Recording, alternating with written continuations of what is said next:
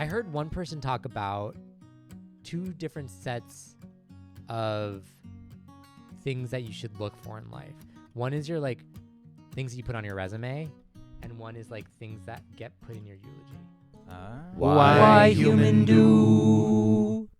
Welp, I'm Terry. I'm Jed. And together we human. On today's episode, we're talking about another one of life's many pleasures. We're talking about how waste time.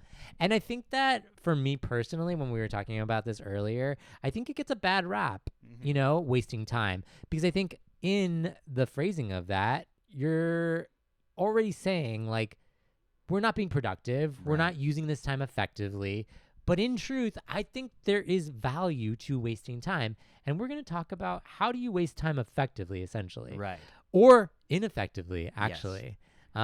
And I think it's an important topic because I think in this day and age where we feel like every moment of our life has to be commodified, every minute of our life has to be occupied with something productive, where literally we have like AI taking over, which says we can be productive even when we're not conscious or not awake or anything like that. Like productivity has to happen even when we're not thinking about it. How do we exist in a world where, or in moments where we're literally doing nothing? Because I think my thesis is those are the moments that create meaning in our lives, actually, more than any other moment. Agree. It's on the way to do things that I think that we create meaning in life, and not the act of always doing things that creates meaning. Shower thoughts, exactly. Being in the shower. Those are the moment, the transitory moments, the like in between moments where like you turn your brain off.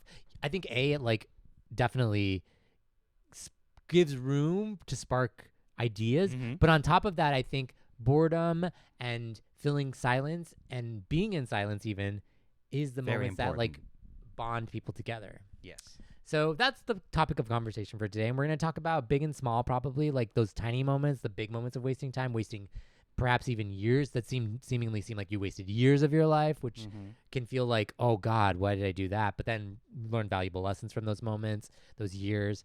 So everything everything in between we'll talk about.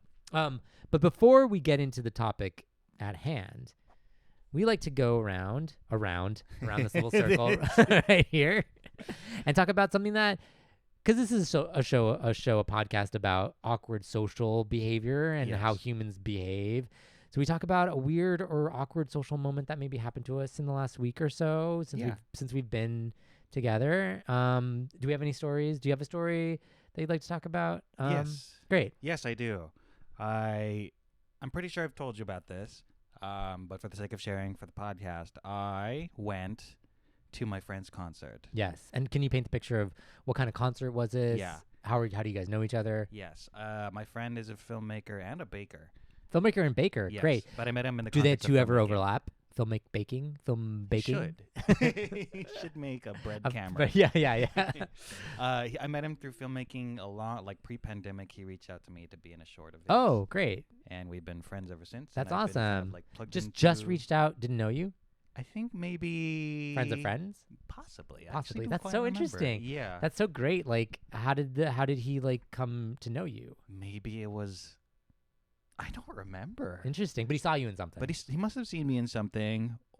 He must have seen me in something. Yeah. And we've remained friends since then. And then I've been, associated with a couple of his projects, et cetera, et cetera. Okay. And then he also is a musician. God, so he's not just a filmmaker, not just a baker, but a musician as well. A triple threat. Triple threat of a different variety. Yeah, I love this idea of like finding triple threats in different ways. Like, I'm a triple threat. I can build a go-kart, I can pot a plant, and I can skydive. They call me a triple threat. Yeah, I'm a triple threat. I'm a couch potato, I'm a bed potato, and I'm a futon potato. Yeah, I do it all. I do it all. I do it all the potatoes. But my friend had a band, so he invited me. He just kind of like texted me out of the blue, and he had a show coming up. Okay. It was just like a nice. What does he play an instrument or sing? Yes, he does both. Both. He's the lead singer and the guitarist. I love that. Like He's the front man. Yeah, he's the front man. And it was a show at the Moroccan The Moroccan. Oh wait, in I've been to downtown. the Moroccan. It's like Yeah. close to the Arts District, but it's in Yes. like it kind of reminds me of like every once in a while there's like a venue that just like has no windows and Yes, like it's you're like what enclosed. goes on inside there? It's like Yes. sometimes like a quinceanera, but or like a bar mitzvah, but Like sometimes a it's party venue space. yeah. I have been there. One of my former coworkers had his birthday there one time, Oh. and I like and there was some band playing, and Yes. he basically just like was like, oh, I'm gonna buy a bunch of tickets for everyone for my birthday, so come, whatever. And I Cool. was like, oh, cool, that's great. It's like a cool space. That's awesome. Yeah. Yeah, I was a little bit thrown off because like I thought this was a music venue because I entered in as just a bar, Yeah, and then the music venue is he's on the side. is on the- Yeah, on the yeah, other which is side. very cool. It's nice that there's like a little bit of like a chatty. You can't really chat because it's like pretty loud, It's but pretty like, loud, yeah. but you can like hang out and get drinks in one section and then Yes. walk over and dance in the next when someone's playing on the other Yes, side. Yeah, Exactly. So I show up to the show yes, and I go in knowing that the only person I'm gonna know is him and Yeah. his partner if she's there. yeah. Oh yeah, And so I'm like, hey, I'm doing a brave brave thing. Honestly, it is a very socially brave thing to go to a party or an event where you don't know anyone or you know one person and that person is playing in the band. You know, on they're gonna be stage. occupied. They're gonna be occupied. sure. Yeah, exactly. So I show up, the opener is already playing, and I thought for a millisecond that he was already on stage. There was just a Ooh. guy who looked like him Oh, on stage. Funny already. that the band playing before them looks like it's like a Just- doppelganger Yeah, of I him. was like, wait, he doesn't play that instrument. Wait, wait, you guys are all the same people Wait a in a minute. separate band playing for yourself. Wait a minute. Opening for yourself. But I actually saw him in the audience. And I was Okay. like, oh, there he is. I clocked him, and I'm like, he's vibing. I'm Okay. not gonna interrupt. Sure. Whatever. The opening band finishes their set. It was great, and then I catch him because he hasn't seen me in a while, and he's like, hey, whatever. Yeah. It's cool. He reintroduces me to his partner, Great. and everything is cool and fine. We go into the bar area, and his partner then starts introducing me to their mutual friends. Okay. So I meet one of their friends, and we're just having surface level conversation. One of the first things she asks is, "What do you do?" Which is like the worst question you can ask now. I mean, it's a totally It's fine. It's a acceptable. fine. It's an acceptable, and I mean, and we should be all prepared to answer that question. Yeah, But it is like in LA, especially where like, how you form your identity is not always exactly in line with like what you do for a job, and like we're also only sporadically employed in this town sometimes, so like we can be unemployed often. It's a hard question to like answer sometimes. it is, and you are right. You should have a response for that because it's going to be asked pretty commonly. Yeah. When she asked that, I went, "Oh." Yeah, you had to just like a visual reaction. It's like I think when I you're slumped down. yeah, I was like, yeah. "Oh." When you told me this, I was like, you literally physically vomited on I- the floor. You're just like, oh, just having a don't ask me the question. Oh What do my I do? Because I'll God, my throw up God. in your face.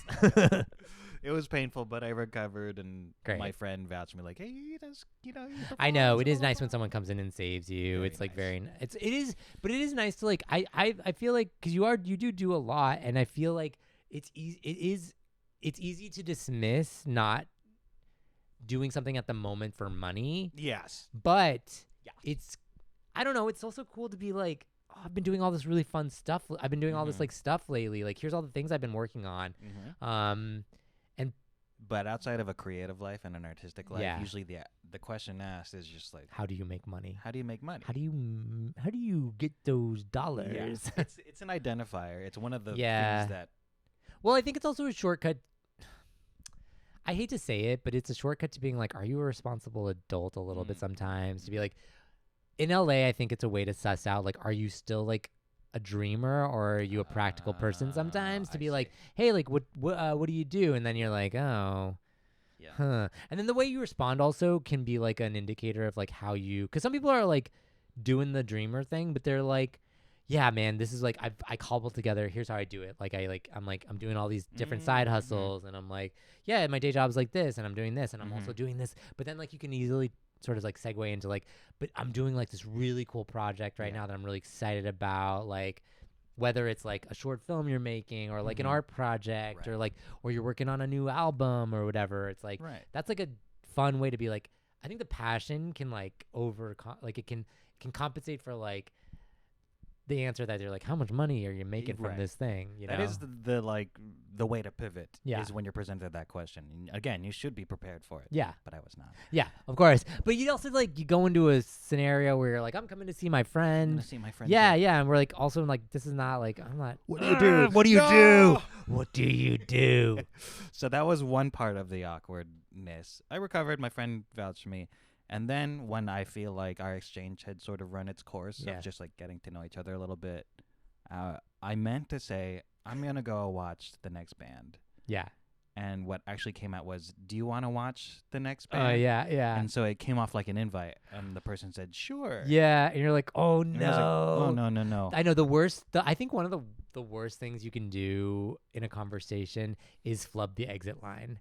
I've done that before many times where I just like say the wrong thing where I want it to end and I'm looking for my out. It's like missing an out. Mm-hmm. It's like tough. It's like, oh God, I got to keep extending this conversation. It's like you got to find your exit point. If you miss that exit, if you miss your off ramp, you got to circle back. You gotta know that the next off ramp is not for another 2 miles, and you're gonna have to circle back around. Yes, you didn't get your gas in time. Nope. So we entered the venue where the second band was Because you were in the playing. bar We were in the area, bar area and we were and then talking. you invited this person to Unintentionally go invited to, them to go into to the other yes. the other And so side. they led the way in, and then they stopped right at the entrance. Yeah. And then I was like, oh, I like You're like, stopped I'm right gonna by keep them, and I was like, going. oh, I'm not sure. I didn't really make it clear if that like we're watching together, Yeah, and yeah. if you want to continue this interaction, Yeah. or I if know. we're just like, hey, I'm gonna watch the band. I'm just gonna f off and just Sure. kind of zone out. Yeah. And it was the strange feeling of like trying to split the difference where I stood near this yes, person totally. and trying to like Awkwardly, tap into like the be like, back, we're just kind kinda, of holding on to it this. was Are we still? Yeah, I painful. know It it's was so painful, awkward. Terry, it You was got to do the painful. like. It's like you got to rip the Band-Aid off. You got to be like, I'm gonna go over there, and then be like, but I'll see you, or something like that. I'm gonna go over there. Do you want to come with me? Yeah. Do you want to? God, Please no. come with me. Yes. After a Yes. couple songs, the person went back into the bar. Okay. And I was like, So okay, it was cool. kind of like So it resolved Clear that itself. they wanted to be in the other space a Yeah. little bit. And I made sure to never interact with With that person the rest of again. the rest of And to the this evening. day, we'll never talk again. No, there's nothing wrong No, at all no, with no. that person. It's just I couldn't get out of my head over the many flubs that I felt like It's tough. It's tough in that environment. I think, like even in like a very quiet environment where there's like not a lot of not a lot happening, it's still hard to like exit the conversation. But when you've got to deal with like music and people like bumping into you, and then like other weird social stuff happening, you're like, it's too much to juggle. Like your mental bandwidth is spent like just like dealing with your surroundings. Sometimes like you have very little left to be like, how do I gracefully exit this conversation? Exiting with grace is a way to preserve your dignity. Yeah. But I think as a neurotic person, you should always be prepared to eject your dignity. Yeah, I know, right? I know. Sometimes you just gotta. Yep, you just gotta. It's done. Emergency supply Yeah, yeah. drop. It's like We gotta. fly out of the Yeah. jet. This is how you gotta keep going. You gotta drop your supplies. That happens, and that's okay. We're allowed to fumble every now and again, and And that's human. that's human. That's why human. That's why human. Wow, you know when We really circled back we to really- it. And what are we, the some conclusion of my note. Suicide Squad? Yeah, I know, right? Must be God. some kind of Talk about fumbling. Some fumbling. Oh my god. I love it. I mean, I do. There is like, God, for a while, whenever I was writing a script, I had to get the title in somewhere. You gotta Somewhere you gotta- in there. Like I felt so clever. I was like, I cleverly came up with this title. Yes. I must put it in a line of dialogue. Character looks directly at camera. And that's the rub down. Oh my gosh. Yeah. So I mean, Yeah. I would, you know what?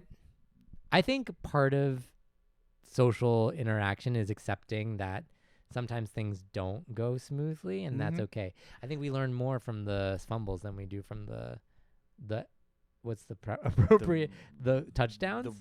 The Yes. is that the appropriate Yes, sports yes. metaphor? Yeah. I don't know the catch, The the fumble and the we're, catch. we're digging a hole. We're really, yeah, we're doing it. We're not doing well. Go World Cup. Yeah, woo. They use Um, their hands in that, right? Famously, they don't. famously.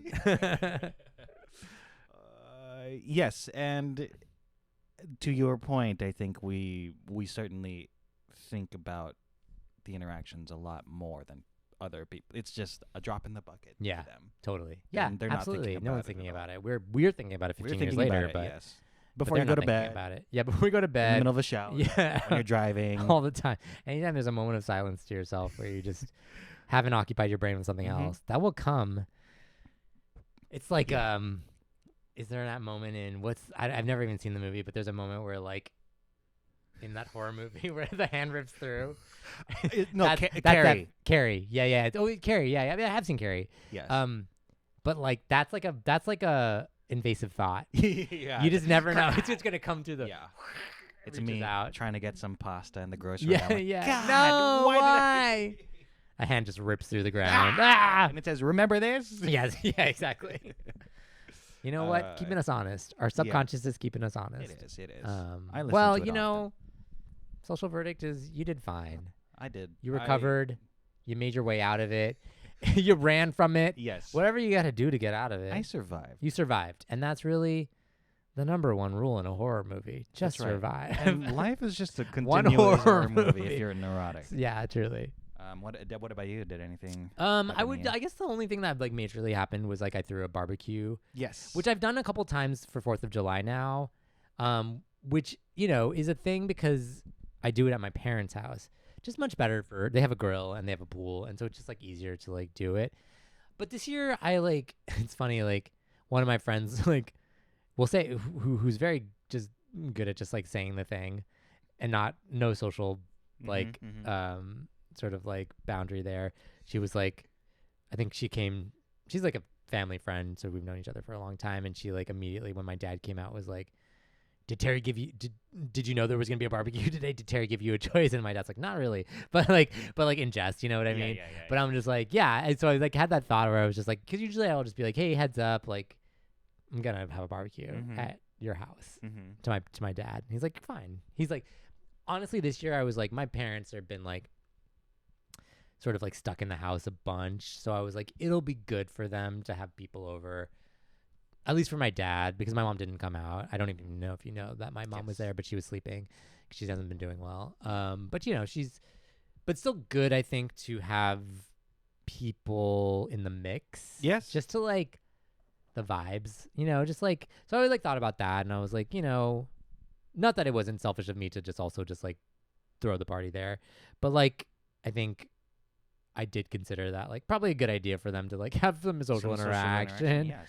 So that was happening. But I do think it was interesting, like even just leading up to it, I always like think like, is this going to be a casual, like sort of like, I think there's like a point where like a barbecue stops being casual by the number of people. Yes. And it becomes a thing. Yes. And then you have to like then consider like who's getting invited and like all that stuff. But I like kept purposely like was just like putting feelers out mostly. That's generally how I keep the distinction. I'm like feelers, as opposed to like we're not formally doing an invite or anything that. And like I basically like threw the feeler out to a couple different text chains. Be like, if you're around and want to come, I'm doing it. That's how you keep it casual. They keep it casual and like no sort of like pressure to come. And my dad like always ends up like minute I come in, like 'cause I came in a little bit early to be like set up for the party and like start like preparing the food. People were kind of arriving staggered and my dad was like, every time like it happens, he's like, okay, let's open up the side gate. Let's open up the downstairs so that they can use the bathroom downstairs if they're going from the pool to the da da da. And it's like, let me open up the umbrella. And like, and so he starts getting like a little bit like neurotic. He's like neurotic on steroids compared to me. But I was just like, oh, never. I'll just like let people like walk in and just do their thing. And whatever happens, happens. But yeah, so it's always like the trickle of people and I'm never sure. And I'm like, I realized at some point, like our friend turned to me and be like, you haven't sat down. Sit down. And I was just like, yeah, but I like also need to be like doing stuff, you know, and you're like hosting, you feel like you have to like constantly be checking in on people and also just like making sure there's food and are people eating? Because sometimes you're like, are you not eating because you're like being too polite and you need the excuse to be like, go in and eat. I did it to you. And I was like, go eat. Oh no, I'm happy to eat. Yeah. And it's like, no, I'll wait for and then like you were waiting for the barbecue. Because I was like also like barbecuing. Yeah. There was food out, but then like the main course wasn't ready because I had to switch over the propane tank. Yes. And then start barbecuing. But then once the barbecue gets out, usually people start to go, which was good. And then I felt really bad because the pool was so cold. But then like the kids don't care. Yeah. Kids like mostly are just like, honestly, they're just like, they will jump into ice buckets and be like, this is great. Yeah. And then the adults are like, this is freezing. I mean, You put your feet in. I was it's like, the Pacific. I know, right? It's the Pacific. My Your pool is pool from the It's Pacific from the Ocean. Pacific Ocean. But so yeah, no, it's always just like dealing with all those like minor little like social Yeah. things that happen at a party. Did you find that challenging or stimulating or like in any way like fulfilling as a host with There's- all of the different hats that you're wearing? Yeah, totally. And there's this moment where it's like the only thing I can equate it to is like that feeling of playing Overcooked. Was that the thing? Yeah. Where you're just like constantly like trying to like juggle all the different things. You're Yes. like, there's a moment where your brain's like, okay, I have the burgers on. I have exactly 3 minutes to go inside and Mhm. change out something or grab something that I need before they burn. So then I have to Yes. come back in, but I have to make sure that my brain still remembers that they're on, because sometimes you can get distracted and forget that they're on. Yes. And so And like, I'm trailing you going, so like this happened. yeah. No, I asked you. I was like, come with me, walk with me. Tell me about what's going on. So I got this weird interaction. Yeah. Tell me about the weird interaction that happened. I'm like, want to know. So it's like a lot of that. And then you're like, then the party kind of like segments off, and you're kind of Mhm. like jumping back and forth between little groups Yeah. and cliques. And then you're hoping that everyone's getting along in the group that they've Yeah. chosen. And you're, I think it's You're a like fun a- position to be in because you have a fixation on a physical task, yes. and the interaction is just layered there wherever you choose to engage with Yeah. as a host. Hosting is one of those things where it's like, it's very dynamic, and it's like very, you have like so many different types of tasks. Mm-hmm. Like there's literal preparation of food, there's like serving of food, there's making sure the timing works, there's coordination of like when people are arriving. You have to be fielding texts, you have to like make sure people have like all the things that they need. You have to like kind of like go be the like sort of like in between of like people who don't know each other. You have to be aware of like when people are wrapping up, like when Mhm. people need to leave, leftover. It's just like a lot of different things Yeah. happening. Yeah. I think you did a great job. Thank you. And that hot dog was delicious. That was weird. We bought the jumbo. I bought the jumbo hot dogs from Costco. Everyone was remarking how How big they were. Yeah. They were huge. I did consider there was like a Polish sausage, Kirkland Polish sausage or something.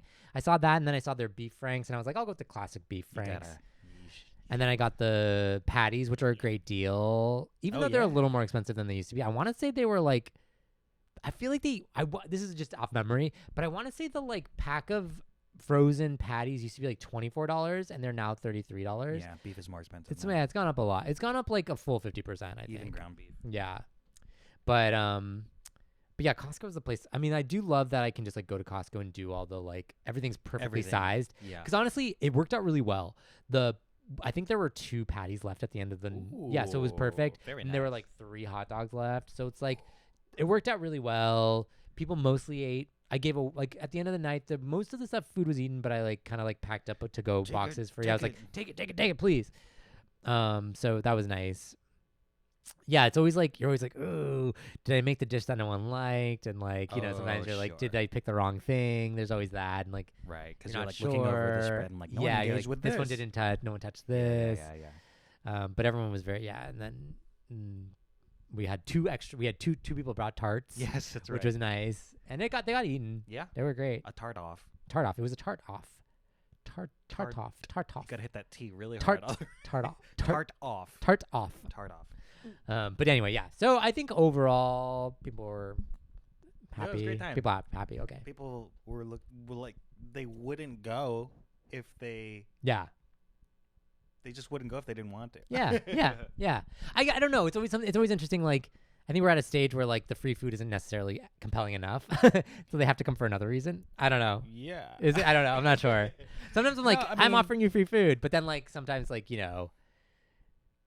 there's a point in your life where it's just like, oh, the hassle. You'd rather just like eat your own food and stuff. So it's like, No. yeah, I think it's a nice thing to do. It's a holiday. If you feel like I should do something. yeah, It's totally. just something to do. Yeah, it's something and to it's do. a nice thing. You spend time with friends and eat some good food. Yeah, exactly. Yeah, which honestly can kind of bring us to our topic of conversation: Yes, wasting which- time. oh, yes, yes, wasting yes, time. how waste time. How waste Which time. I think, like, in a sense, the barbecue party was just wasting time in a And lot of ways resources. and resources.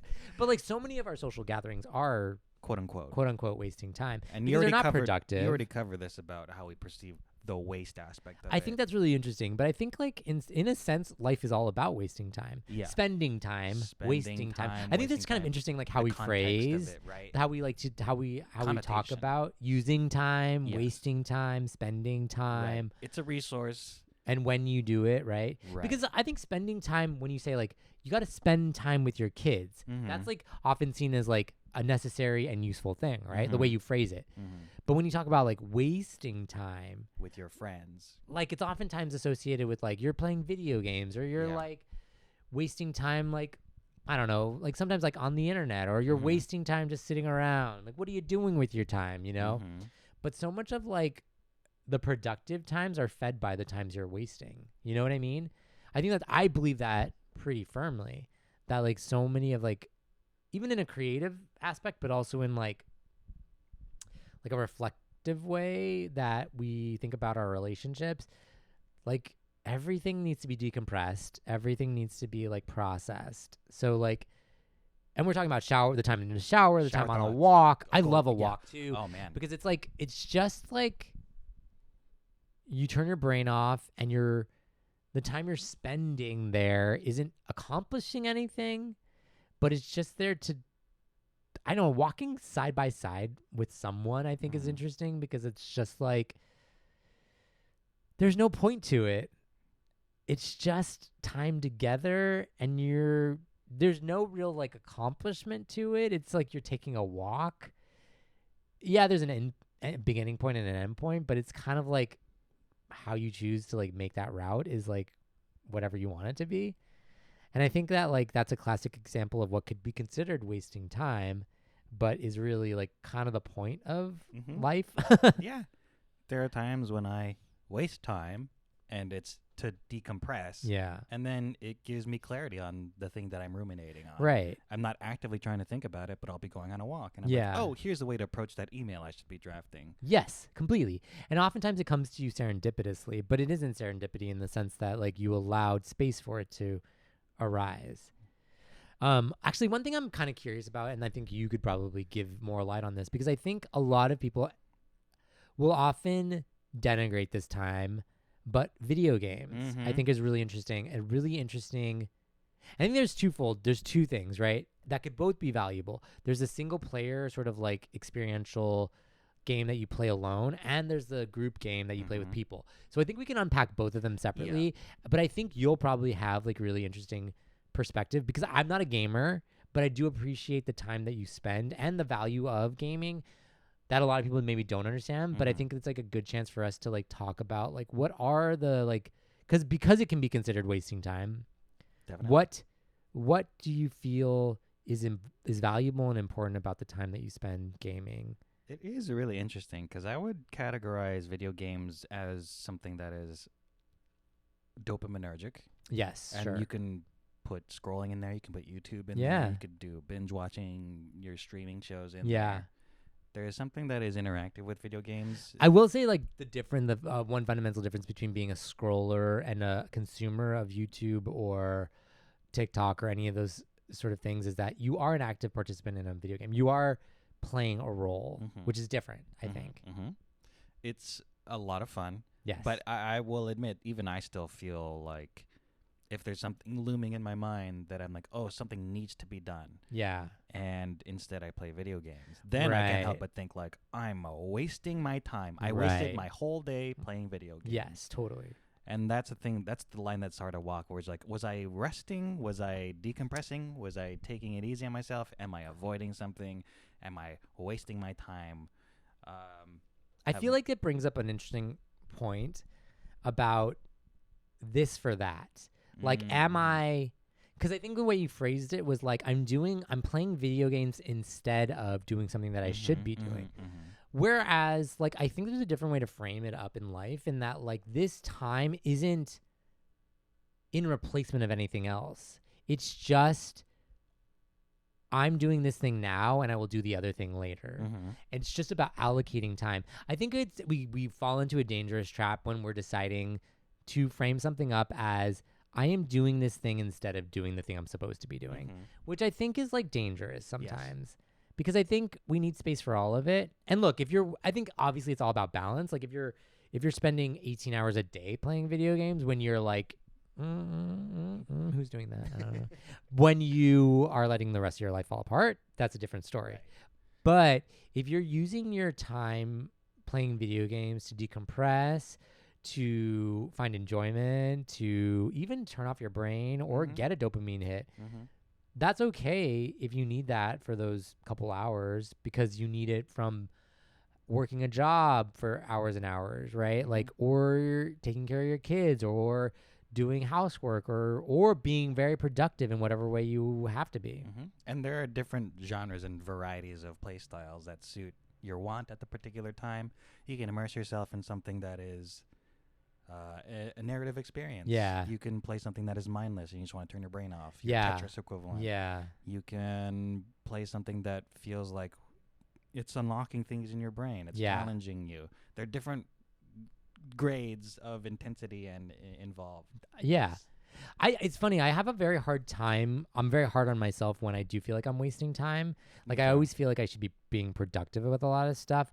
And I realize this too, why I have a hard time playing video games sometimes. And I think it's particularly with video games where you don't have an immediate task at hand. I have a really hard time getting into exploratory games Open world. where you're open world, where you just have to like stumble upon things and you Mhm. don't know right away what your job is.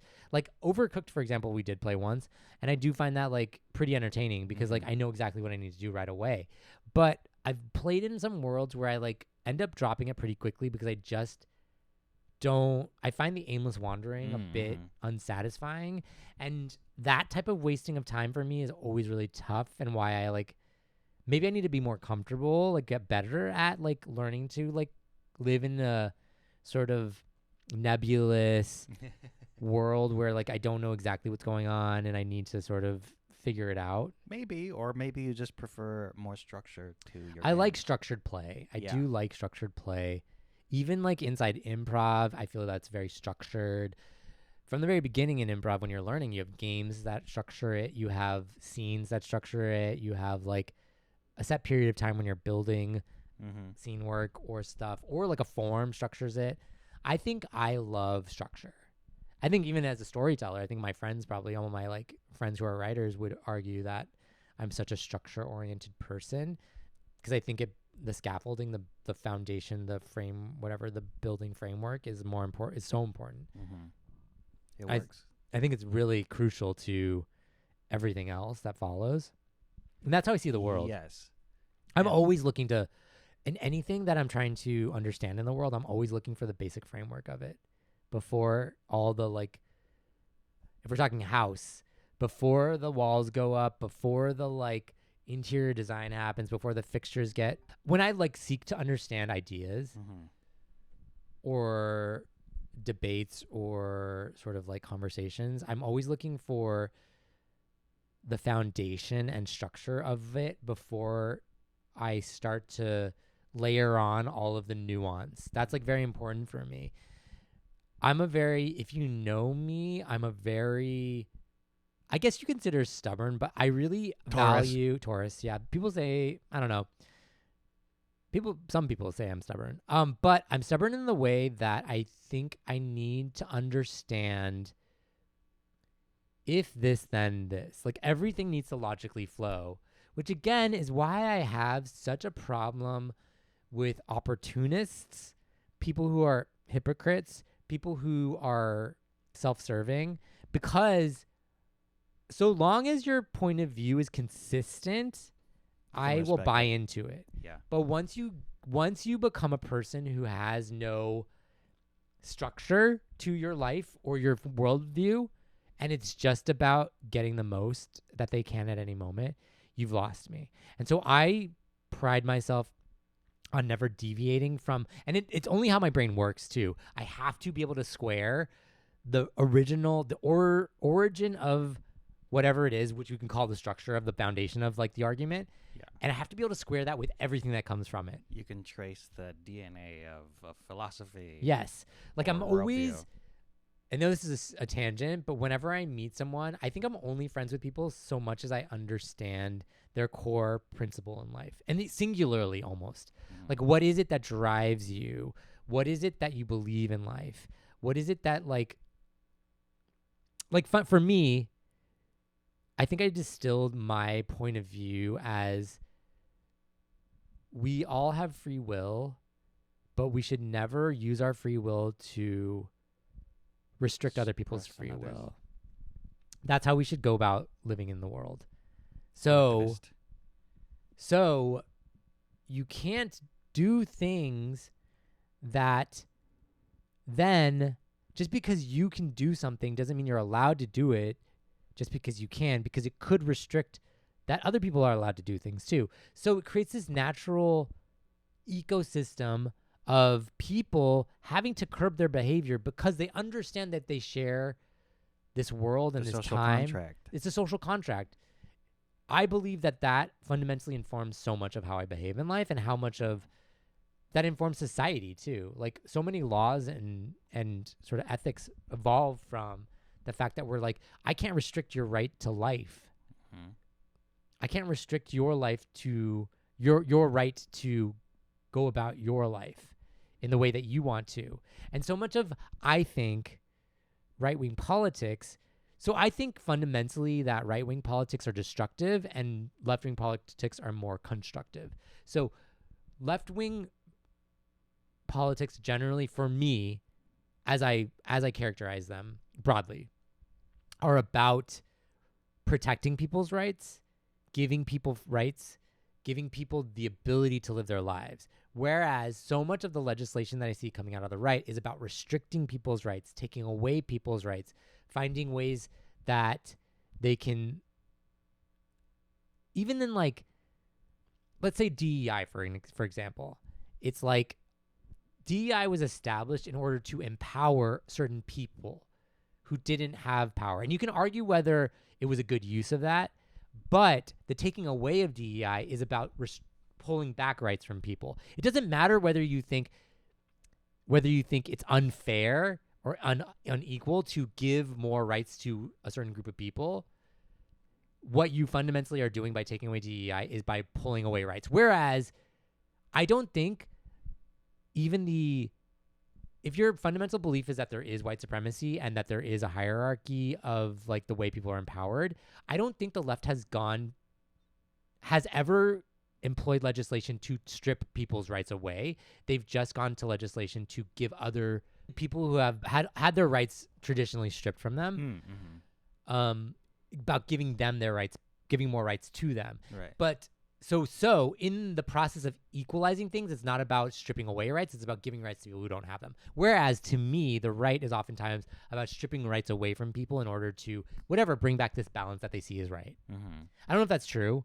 That's how That's the perception. That's the perception I have felt. Yeah. Oftentimes.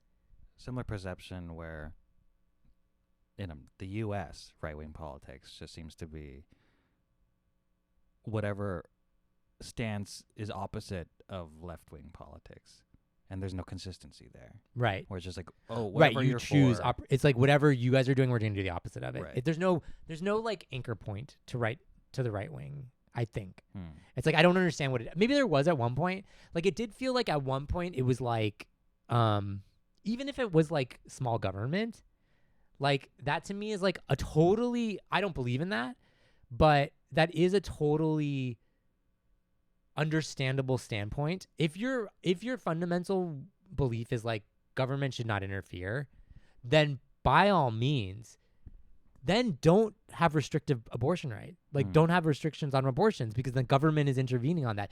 Don't go start a war with another country because the government is intervening. Like you can't have both is my point.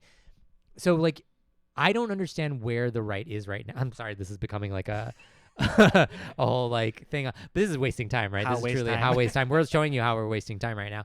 But for me, I'm like, I need to understand fundamentally where you're coming from. Like, what's your most fundamental belief, and how does all your beliefs stem from that? So if you have a sense of a person's core beliefs, and they present it a different way, but you actually know how they're operating, does that count? Like if someone is they're framing it up a different way. Sure, but walk me through it. Walk me through it. If they're like self-serving person, I'm this. Look, I'm if you're this. willing to be like, I believe all this stuff, but I'm gonna give up because I just want money right now. Yeah. I'll understand, You'll respect but I that. won't respect you. Oh, you No, won't respect I'll it. understand it, but I won't respect you yeah. because I don't respect people who don't follow the principles that they say they believe. You know what I mean? I see. It's like you don't abandon your principles because it's convenient for you. But what if it's not popular? What if it's not popular? I mean, look, also, no one's forcing you to speak your opinions. That is also like you could true. just not say them. Everyone's got a platform. Again, we talked about billionaires not being seen, and be a bad person, but you don't have to publicize it. Yeah. I'm of the mind that you should own up to being a bad Yeah, I person. know, right? Like, I don't know. Do you go around walking around Go being like, full I just villain. fucking robbed that bank? I'm you know. evil.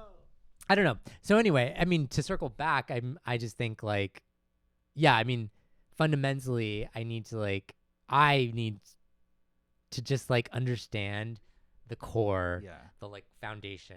So following this sort of thread of structure, when you're doing something recreationally, is it a structured recreational? Oh, thing? oftentimes, yes. I love structure around activities. I need to like know.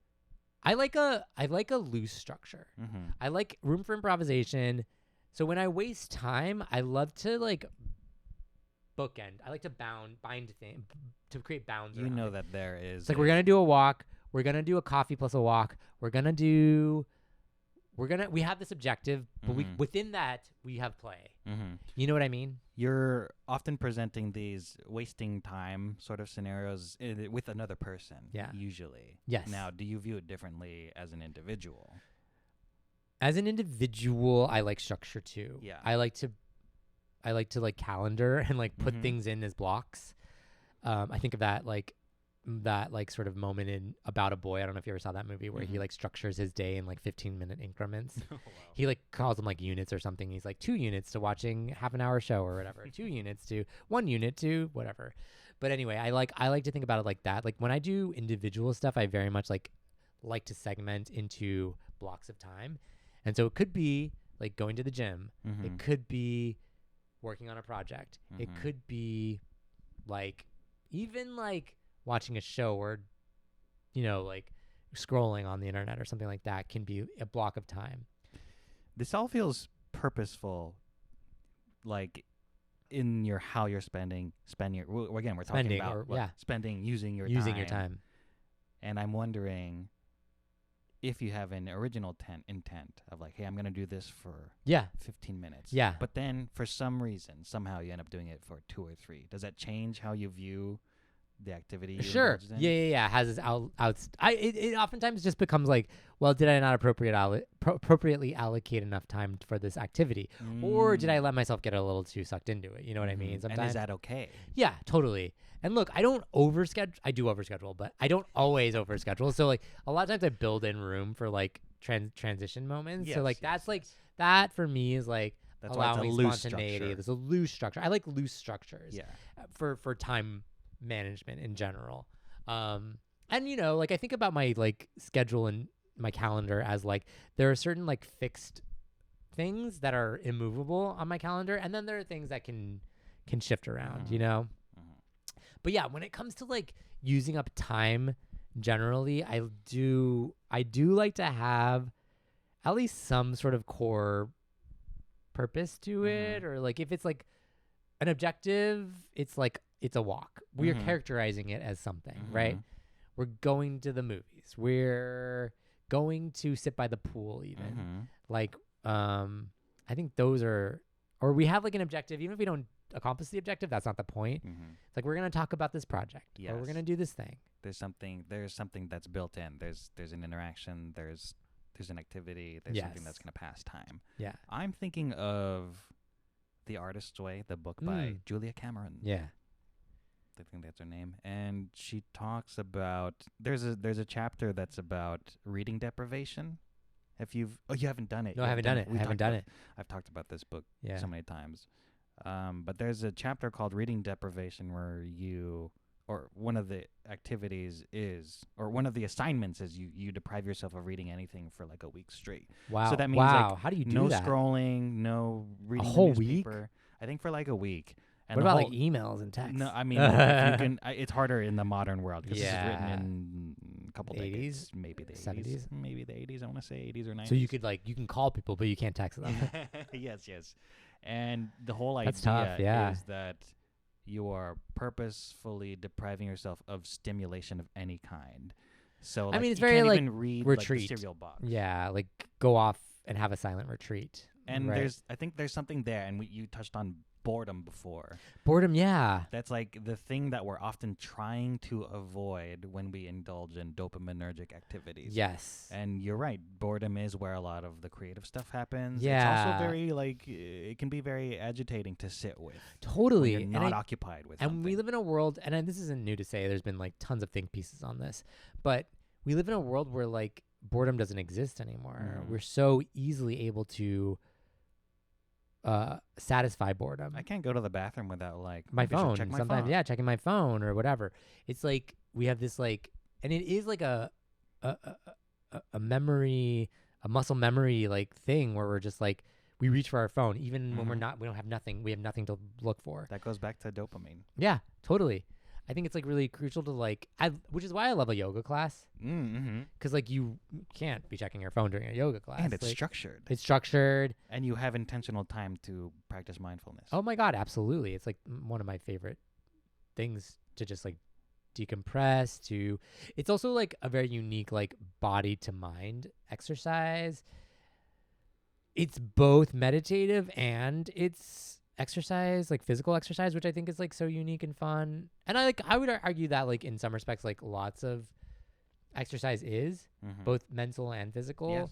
I think yoga particularly balances both. Yes, I agree. Which I think is very important.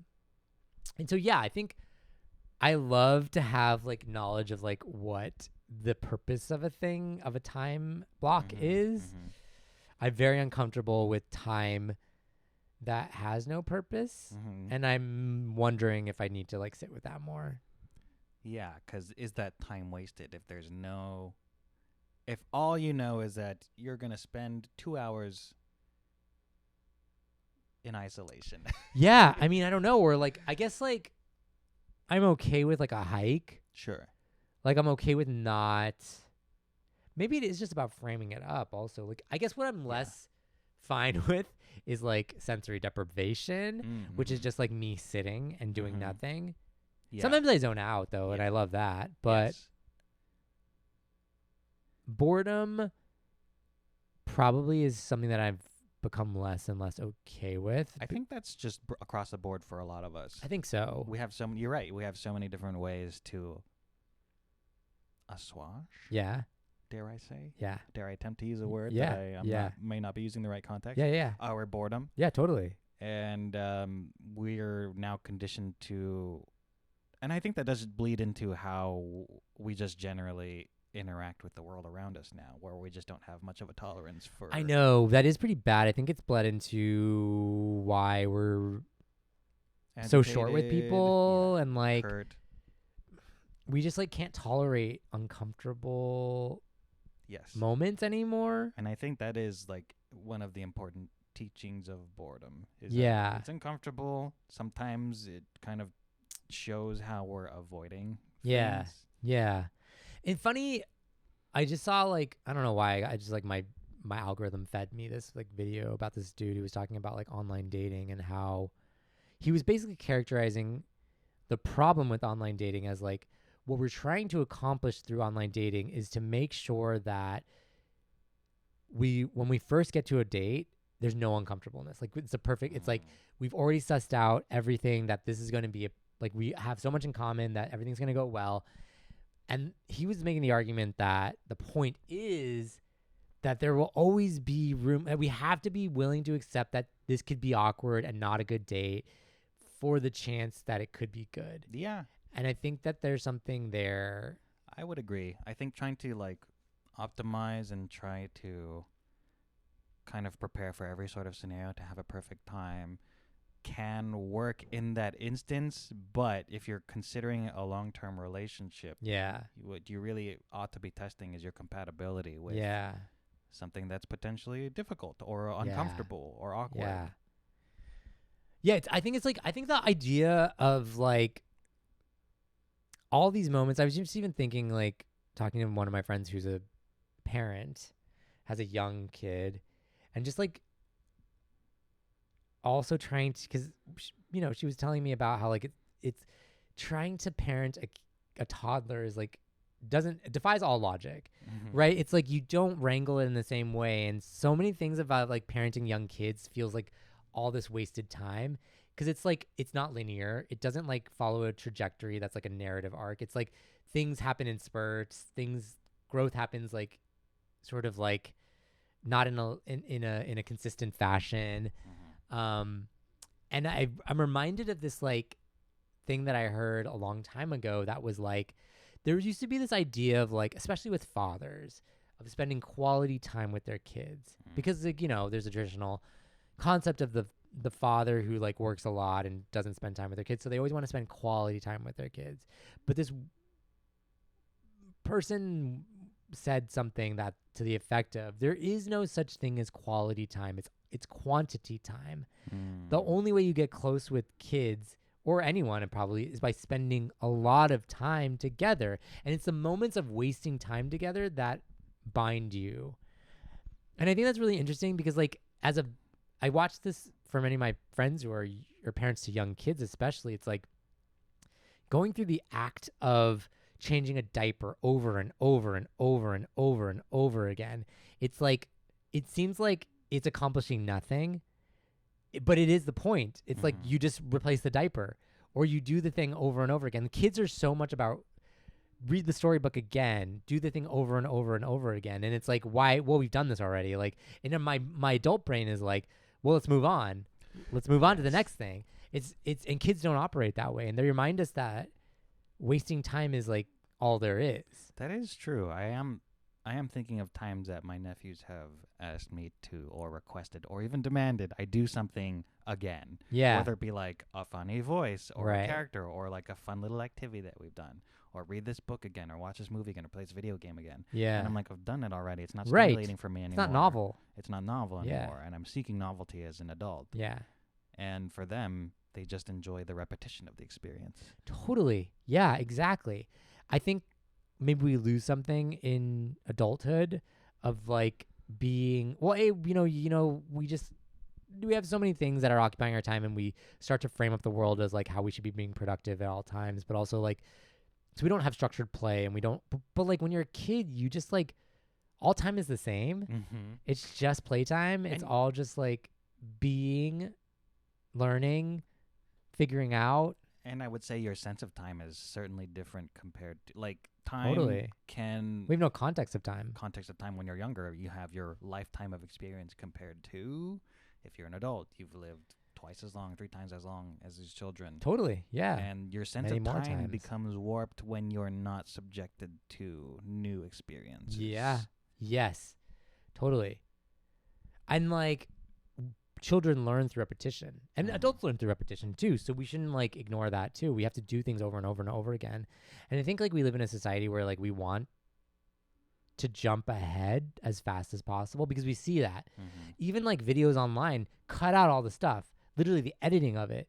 It cuts out, like you watch a video of someone like restoring a piece of furniture, or at least I get those, fed those, and you see them and it's a brand new thing. Yeah. And you're like, our brain is like, yes, that's how it works. You Yes. just cut out all the middle parts. But that person spent hours, days, weeks figuring that out. Right. And like That's what we're not engaging with anymore. Right. We have to remember that like the time spent between the moments that are quote unquote like presentable for social media or the world are as valuable as those moments.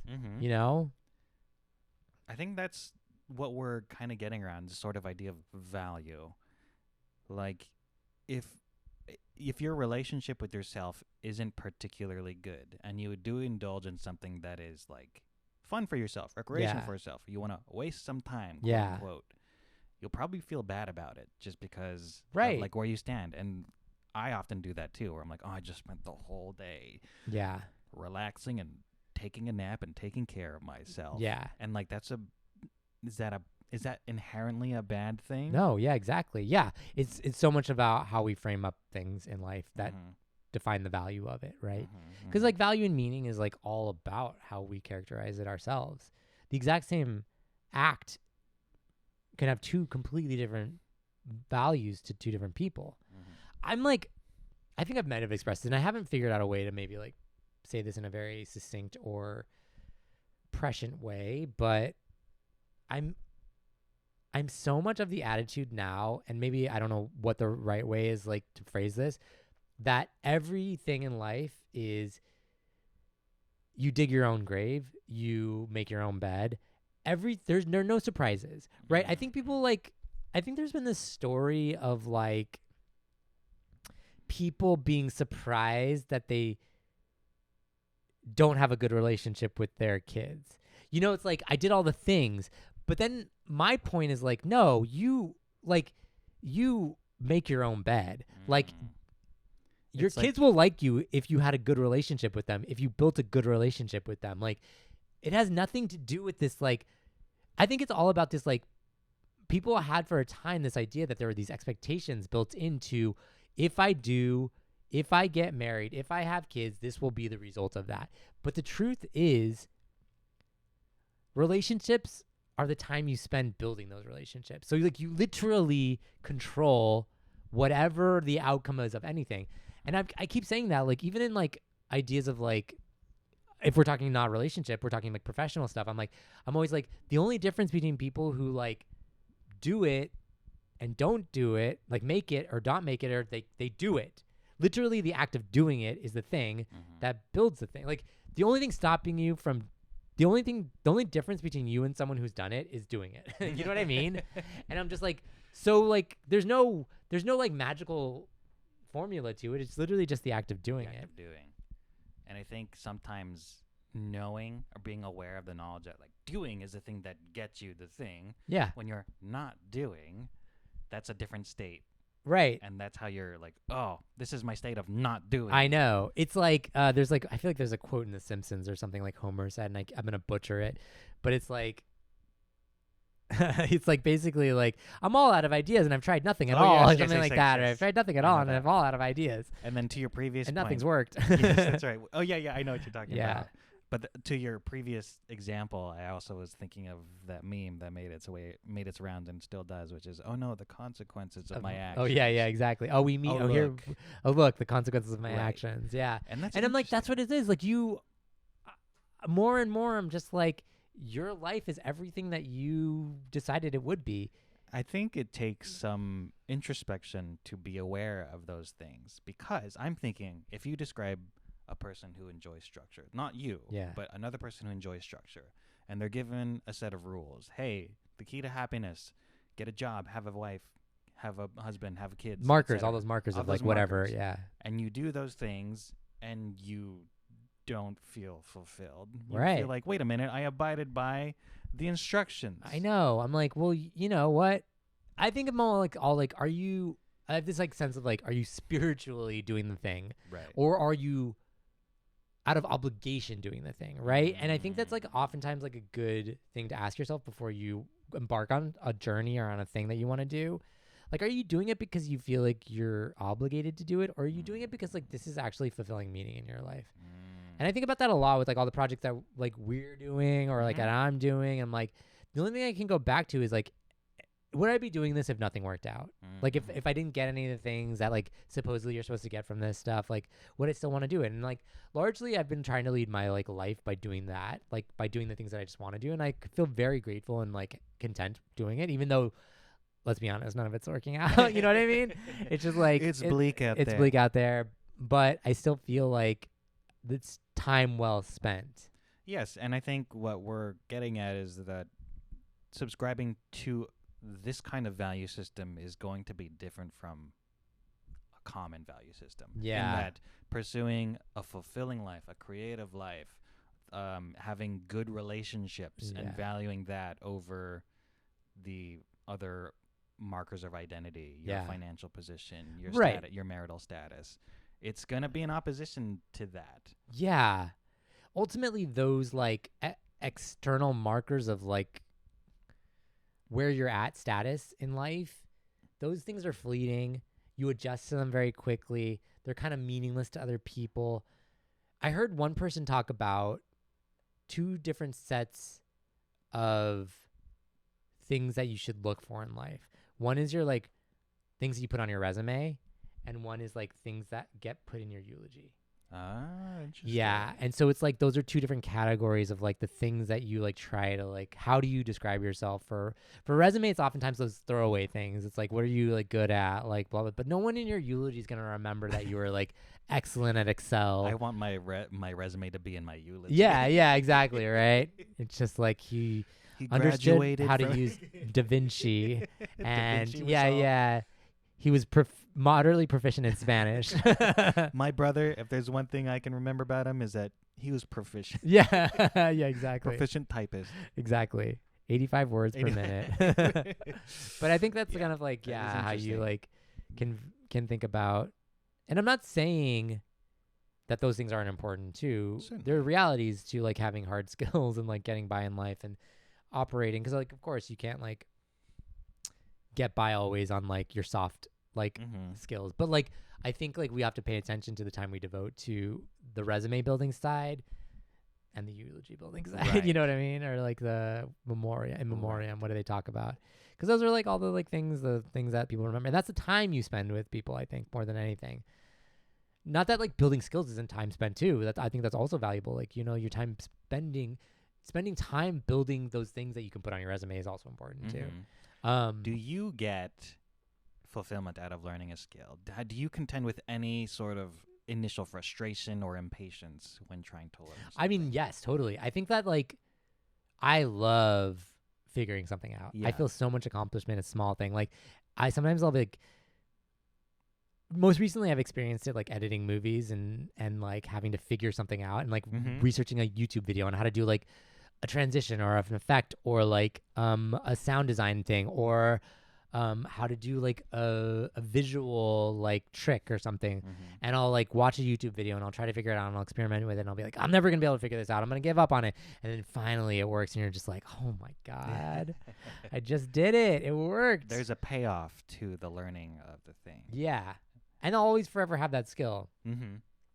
Even like looking back, I like recently, like I was telling you, I like looked at a short that I made alone by myself 8 years ago, and I was looking at it and I could step into my old self being like, oh, these were the things I was trying to learn at the time. Like, these are the camera skills that I was trying to learn. This was even like a cool visual, like VFX shot that I was trying to do. And I was like, whoa, I forgot that I even learned how to do that. You can see the DNA. Yeah. I was like, Okay. oh, because every time I shoot a new short, I'm always like, there's usually one thing I learn, Mm-hmm. one new thing. And it's like, ooh, what am I playing with? Like, what am I pushing myself to learn here? Yeah, that's really interesting because now I'm thinking about it in the context of if there is no payoff. Yeah. Like, I love cooking. Right. There is a payoff in cooking. You Yeah. get to Eat it. what Yeah. you've made. Totally. It's one of my favorite things. to Totally. do. I'm thinking of video games now where, like, the payoff is I get better at the video game, maybe. Yeah. Or I learn something about the video game. Yeah. Or I become, more skilled at whatever, the genre. Mm-hmm. But is there a payoff outside of that? Yeah. Yeah. That's interesting. Like, or a more sort of singular. It's more payoff. definitely, it's more within that world. Yeah. right? Yeah. Yeah. I don't know if I'm trying to think of experiences that I've had that don't have a payoff. Yeah. necessarily. Those are like more loose hang experiences or like there's no like point to it, and right? that really taps into. But I guess then the question is like struggle versus payoff, right? Like a lot of times like your hang sessions aren't struggles. Like they're not Right. learning experiences or they're not hard or like a hike even like you'd say like it can be hard but then you get to the top. I don't know whether there's experiences that are struggles that have no end point that are good. You know what I mean? Existence, Existence, which is like a long grand thing for existence, right? Yes. Or you consider it But like it's also exercise. in the framing of it. Yes, exactly. It's like you just do it. You just Right. keep doing it. And there's no end point to it. You just keep doing it because you Mhm. have to do it. Mhm. I don't know. Yeah, I think like at the end of our life, we'll probably look back and either think like we spent time or we wasted time, but that's all that there was to it. Proctored at UCLA in 2018. Yeah, I mean, there's something very interesting about that experience of proctoring an exam of like you're literally just there to Inspect the observe. resume. Yeah. Yeah. Well, I mean, pad the resume, sure, but also like even the act of doing that's like you're not there for any reason except for Yeah. to witness someone else doing something. That is true. I am Yeah. thinking about that. That's People kind of watching. funny. People watching. I love people watching. People Look, watching I is could great. people watch all day. Dude. That's the best thing. I love watching people do weird shit. Just like out there being their weird ass selves. I love it. So it's so entertaining. People need space to be themselves. Yeah, sometimes we'll just go to a cafe and have a coffee and just like see what's going on, see how people are behaving. Have your trench coat and sunglasses on. Yeah. I'm two little people stacked on each other. Everyone's like, that guy's the freak. Yeah, I know, right? Yeah, so I mean, I don't know. Yeah. I think we're like in this moment right now, I think we can characterize this as like This is spending time, wasting time, wasting time, killing time. killing time. It's Killing just- time. Killing time is a really interesting way to it's phrase in the it. language. I think the exploration of the language really is fascinating. Killing time. Killing time. There's so many different ways to talk about how we use time. Mm-hmm. But it is kind of seen as a resource to be spent or Yeah. to be, right? Because spending is about like currency. Yes. It's about a limited resource being used up. Mm-hmm. You can't generate more time, really. Mm-hmm. You can more effectively use time, perhaps. So there's a use case, using time, Mm-hmm. maximizing time. Maximizing time. It is a resource. We're treating It's time a resource. as a resource. Resources. And the different things that you can do with it. I'm just thinking broadly on language now. This might be a bit of a tangent, but Yeah. I'm thinking of Ocean Vuong, the author, the poet, writer. And I remember he was talking about how inherently violent American language is. Oh, yeah. When you're saying something like, "Oh, dude, you killed it," we're saying it in positive context. Sure, totally. Or like, "Oh man, you kicked that thing's Yeah, ass," and yeah. It's blah, blah, very blah. violent. Absolutely. It's interesting. No, we do. I mean, we're America is built on. I mean, think about it.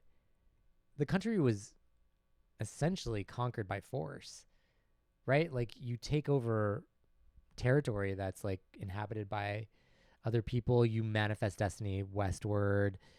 War was is a central part of our. We celebrate a war every year on 4th of July. That's A revolutionary war. yeah. Our whole society is baked into force achieving reward. Mm. So our language is built around that. And our culture is built. And our around culture is that. built around it. Maybe that taps into, at least as a Westerner, why it feels weird to not feel like you're accomplishing anything. I think it's very East-West. Like I don't think the East has as much a problem of just like Because in Spain they spending have time. siestas. Siestas, which are great. Gosh, we got to get on the siesta. We would see it as such like a waste of time here in America. That is true. Like it doesn't compare to the work culture in, say, some places in Asia. No. In terms of the intensity and the Sure. demands. There is like a dichotomy between the way Easterners view sort of time and very different from Western society, but how bad it is, even worse than American corporate culture in Korea and Japan especially. Yeah. So yeah, absolutely. Everyone has to deal with this and contend with this in some different way. But everything is like based around how are you a productive member of society? Exactly. Under I think these fundamentally, like, conditions. how we framed up this episode was around language. Yeah. We called it waste How time. waste time. And that's built into our lexicon as English speakers, as Americans, as a hyper-capitalist society. Wasting. What is wasting? Like, producing can be wasting. We produce waste. Mm-hmm. We produce stuff we don't need. So production can be waste. Yeah. It goes back into context, framing, language. Yeah. And language is like very important, even like on our little tangent of like right-wing politics, left-wing politics. Owning the like argument, owning the debate is oftentimes around the language around it. Yeah. The obvious example being pro-life, All lives matter. pro-choice. Pro-choice. Like they capitalize on that language Mm-hmm. when it really should be anti-choice. Because if you're the party of freedom, the right wing, I would argue, prides themselves around being the party of freedom. Taking away someone's choice, individual choice, is antithetical to your entire core belief system. which Terry takes objection to. I do. He does not respect you. Nope. We wasted time. We wasted time. You listened presumably to this whole If you episode. listened to this episode, Thank you for. did you waste your time? Did you waste your time, or Did you spend your spend your time? time? Yeah. What was that did that occupy for you in your headspace? At your barbecue? I was hanging out. I was talking to Tony, Yeah. and I was telling him about how I was playing video games all day, and I Oh. did it in a kind of way. I was like, I did it all day. Yeah. And he was like, you spent time and recuperated, and Yeah. you took care of yourself. Yeah. In a recreational. No, totally. Like It goes we're back so to hard on framing. ourselves. It goes back I to think framing. it comes to like we want to be like justifying our existence at all Yes. times. And I would But it's also totally cool to do say that interaction would not have happened if you did not host that party. Oh, yeah. So when you wasted everyone's time, Yeah. quote unquote, Yeah. doing that, you're providing that space to have these interactions. You gotta leave room for spontaneous interaction. It's like Structured play. structured play, and also like I don't know. It's like in like a chemistry experiment or like a physics experiment where you're like colliding atoms and stuff like that. You gotta like spin them around and like make sure Mhm. they have the chance to like bump into each other. Mm-hmm. That's what I think about social interaction. Sometimes you gotta like give that little bit of energy and then like enough atoms in there to like bounce around and hit each other. Entropy, yeah. And that's how I feel about your original story about like entering that concert. Yes. You gotta like leave room for that. Yeah. Because that's how you make water. Water. Is that right? I don't know. That's how you build a nuclear bomb. Nuclear bomb. Well, I'm Terry. I'm Jed. And that's been another episode of Why Human Do. Yes. We got it. Oh, I was just last minute thinking of Yeah. those monks who just spend all of their time not doing anything. Not doing anything. That's all. Food for thought. Food for thought.